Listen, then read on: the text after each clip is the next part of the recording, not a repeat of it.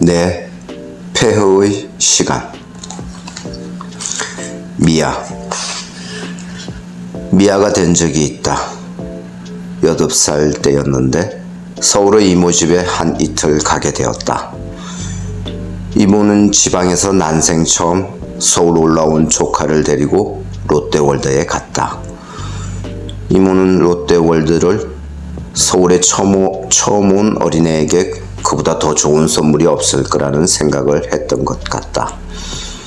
마을버스를 타고 가다 내려 다시 지하철로 갈아타고도 장시간을 간 롯데월드는 내가 공상하던 풍경과 조금 흡사했고 또 조금 달랐다. 나는 롯데월드로 가는 지하철 안에서 다소 엉뚱한 상상을 했었다. 나중에 혹시 길을 잃어버리지 않을까 하는. 아침에 이모부가 출근하면서 얘 잘 봐, 잃어버리지 말고 하던 말이 떠올랐던 것이다. 나는 두려움과 호기심이 반반인 얼굴로 이모 뒤를 따라갔다. 이모는 아기를 유모차에 태웠다. 아기는 3살이었는데 통통해서 롯데월드에서 빌려준 유모차에 꽉 끼일 듯 했다. 걸어서 가려고 떼를 쓰는 아기와 유모차에 억지로 태우려는 이모 사이에 토닥거림이 벌어졌던 기억이 난다. 한낮의 놀이공원은 북적이지 않고 한산한 편이었다.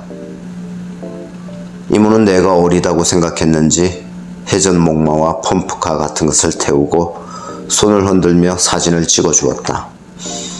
회전 목마를 타고 펌프카를 타고 나자 시시해졌다. 그런 유형은 대체로 섭렵했던 뒤라 하나도 재미가 없었다. 내 몸속의 어떤 인자가 아우성쳤다. 더 신나는 걸 타라고.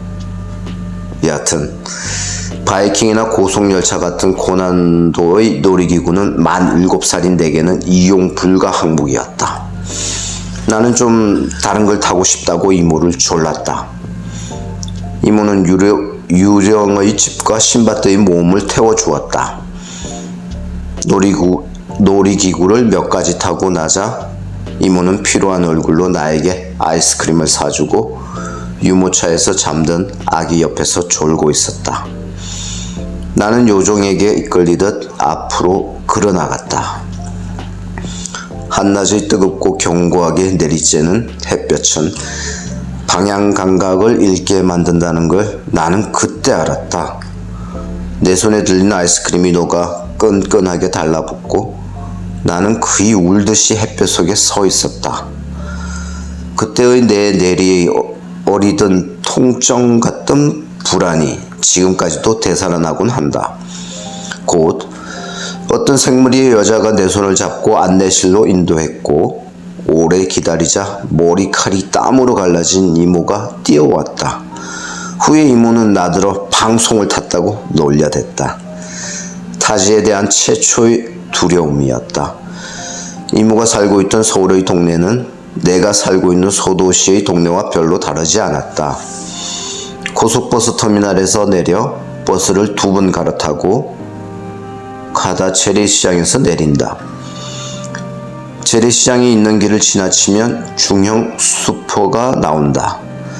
자잘한 몇 개의 상점들을 지나면 나무 한 그루 없는 조금 높거나 낮은 집들이 타닥타닥 붙은 동네가 시작된다. 차츰 언덕진 길을 오르면 거기 같은 꼬불꼬불한 골목 어디 한가운데쯤 이모가 사는 3층 다세대 주택이 있다. 이모는 2층에 살았는데 방 2개의 부엌과 욕실이 있었다. 방에는 장롱과 화장대와 텔레비전이 있고 옷가지가 흩어져 있었으며 아기 방에는 아기 물건이 잔뜩 널어져 있고 늘어놓고 사는 방식도 우리 집과 비슷했고 반찬도 맛만 다를 뿐 집에서 먹던 것과 거의 비슷했다. 나는 이런 생각을 했다. 서울은 서울 같을 줄 알았는데 별거 아니다. 뭐 집만 많네. 이라고. 하숙집. 내가 하숙하고 있는 동네는 이모가 부모가 살던 동네가 아닌가 할 정도로 닮은 꼴의 동네다. 이모 집은 서울의 북쪽 끝이고 내가 사는 동네는 서울의 서쪽 중간쯤인데 말이다. 흑석시장을 지나고 상가 밀집 지역을 차례로 지나 10여 분쯤을 가면 내 하숙집이 나온다. 명동 칼국수집 앞에서 오른쪽으로 꺾었던 골목으로 들었으면 차츰 오르막이 시작되는 지점에 동서 슈퍼가 있고 가게를 기점으로 두 개의 골목으로 나뉜다. 왼쪽으로 방향을 틀어 특징 없는 구불구불한 길을 올라가다 보면 녹슨 파란 철대문에 프린트물이 붙은 하숙집이다. 특징은 녹슨 파란 철대문이고 하숙 글자다. 하숙 옆에는 가로 안에 작게 여학생이라 씌어있다. 대문은 항상 빼꼼히 열려있다. 나는 하루에도 몇 번씩 하숙을 보고 하숙을 밀며 집을 드나든다. 집을 떠나오자 타지에 대한 두려움 때문에 자주 막막해지곤 했다. 봄학기 내내 학교와 하숙집만 오가는 생활이 반복되었다. 그러다 어느 하루 명동을 가보기로 했다. 명동은 내게 사람들만 보였다. 명동은 동네가 아닌 거대한 물류단지였다. 사람에 치여 걸어가고 있는데 한 가게 앞에서 아저씨가 소리치고 있었다. 짝퉁 전문이에요. 뉴스에서는 짝퉁 공장을 찾아내 경찰에 잡혀간 걸 봤는데 버젓이 대낮에 짝퉁을 사라고 소리치더라니. 아무튼 서울은 수상하고 흥미로운 동네다 라는 생각이 들었다. 여름방학을 한 후 내 방에서 개기며 뭉갰다. 알바를 구하지 않았고 도서관에도 가지 않았다. 영어학원에도 등록하지 않았다. 작정한 건 아니었다. 그냥 그렇게 되었다. 한 달 내내 하숙집 2층 끝 내 방에 처박혀 놀고 먹었다. 누가 내 삶의 핸들링을 좀 해줬으면 싶기도 했다. 이따금 어머니한테서 전화가 오면 공부한다고 둘러댔다. 2달치 영어학원비 60만 원이 내 통장에 입금되었다. 공부라고만 하면 어머니는 돈을 보내줬다. 네가 할 거니 공부밖에 없는 것 알지? 말 안 해도 알겠지?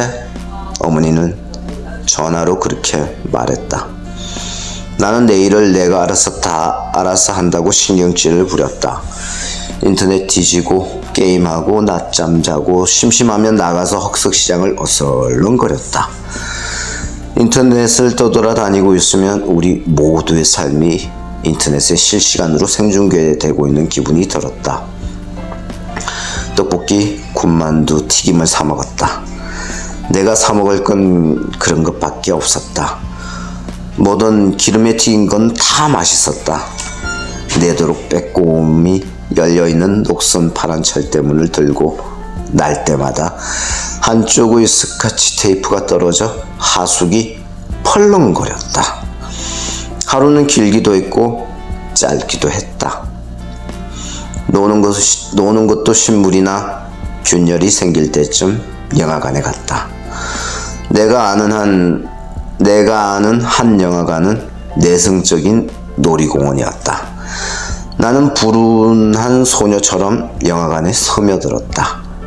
영화관은 자기 앞의 생의 로저 아줌마처럼 나를 보듬어 안았다.